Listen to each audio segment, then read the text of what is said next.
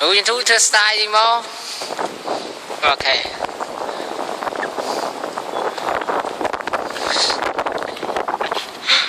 ដើរលេងដើរលេងរហូតដល់ថាចិត្តចូលឆ្នាំ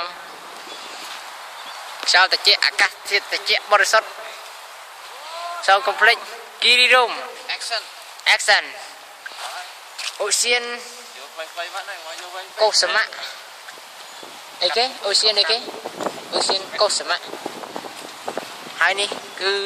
លោកអ៊ុនណាងគ្រូអ៊ុនណាងប្រចាំតំបន់គិរីរម្យកំពូលអ្នកនាំផ្លូវអ្នកដឹកអូសនៅតំបន់នេះបាទនៅតំបន់ហ្នឹងនិយាយរួមអាហ្នឹងថាព្រៃដឹកអូសបកគាត់ហើយហ្នឹង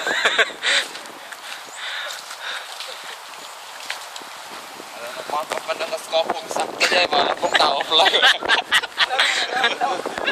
បើកបាត់ផ្លូវបាត់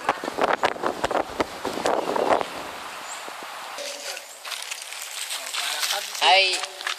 ការដែរបងណែមើលអាយដំ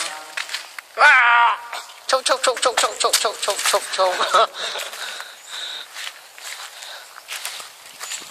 នេះគឺដើមស្រល់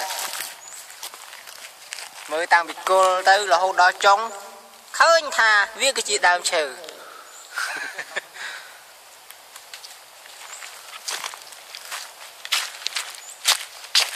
យ៉ាត់បាក់មិនកាច់អូសមែនកាច់អូសមែន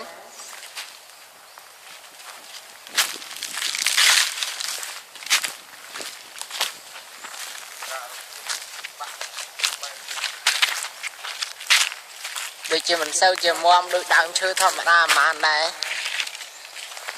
វាជារុក្ខជាតិប្រភេទអីគេណាដុះធំហើយ